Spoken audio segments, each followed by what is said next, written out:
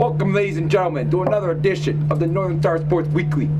I'm your host, Bill Swarsky, in here, filling for my boy, Ben Gross, who's suffering from his latest heart attack. And next to me, I have the one and only Christopher Dirtz. Chris, thanks for joining us. Thanks for having me, Ben. Now, we are here to talk about the one and the only true team, the Bears. Wait. I see we're not here to talk about the Bears today. We're here to talk about the Huskies. Now, Chris, I hear the Huskies were in a game this weekend in football. What happened? Well, the Huskies had a pretty good weekend. They took down the Akron Zips 27-10 on the strength of 21 fourth quarter points.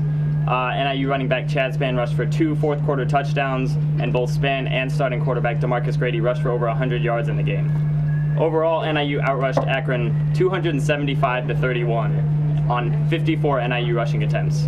NIU held the ball for 37 minutes total over the course of the game, was 10 for 19 on third downs, while holding Akron to 0 for 10 on third downs. You know, Chris, I like the sound of that, but I think the Bears could have done a little bit better. Maybe something like 108 to -7, you know. Negative points are kind of hard to come by in a football game. Coach Ditka would find a way. But Chris, seriously now, what is up for the Huskies next? What are they going on to continue? Well, the Huskies continue their homestand this Thursday against Eastern Michigan University. And Eastern Michigan is not a strong team. They're going to have a handful with NIU, who after this weekend's game ranks 15th in the nation in rushing offense with 206 yards a game, 22nd in rushing defense, allowing only 105 rushing yards per game, 24th in scoring defense, allowing 18 points a game, 5th in turnover margin with 1.25, and 21st in sacks allowed with 1.13. That is quite impressive, my friend. Very impressive. But, you know, another team from a certain area in the Midwest that starts with a C, ends with an O, and the middle has a Hikag, was also in action this weekend. Of course, I'm talking about doubles. Wait, we're not talking about the Bulls today either, but we are talking about the NIU men's basketball team. They, of course, played an exhibition game against the one and only Aurora Spartans today, winning 93-59.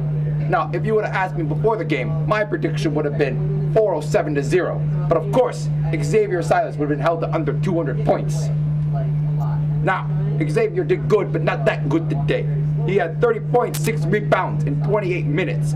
Sean Cowell came in with another 15 points and 11 rebounds, another 5 assists and 3 blocks. That is a beast there.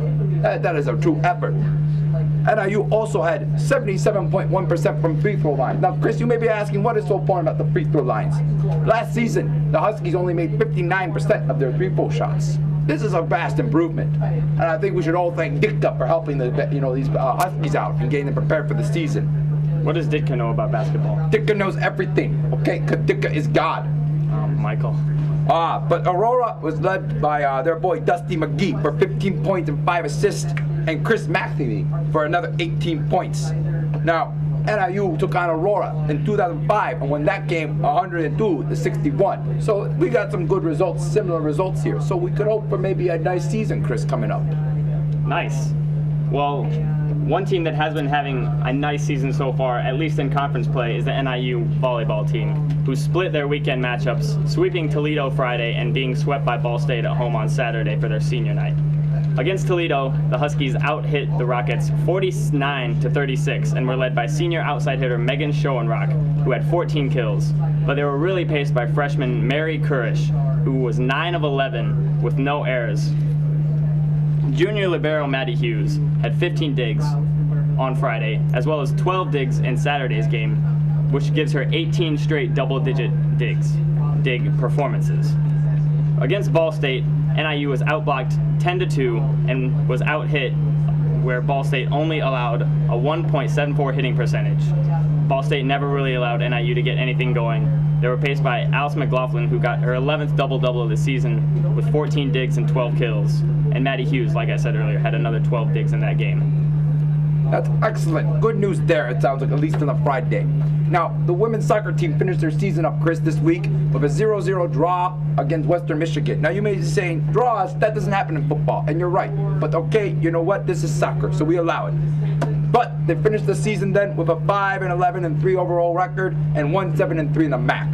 Lindsey Korak also got a special recognition this week, being named the All-Academic, All-District First Team American by the SIADA and ESPN, the magazine.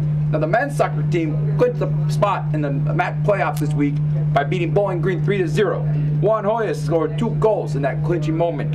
So they got one more game here in the regular season against Western Michigan coming up on this Wednesday at 2 p.m. here in the Cow. So we'll see, but they're going to be playing here in the tournament now. Very good news there, I would say. All right, that does it for us. Thanks, everybody, for watching Northern Star Sports Weekly. And before we go, though, Chris, I would like to do one thing. The last time I did this dance was on January 26, 1986, the day the Bears won the one and only Super Bowl. If you allow me, Mr. Dirts, to do so.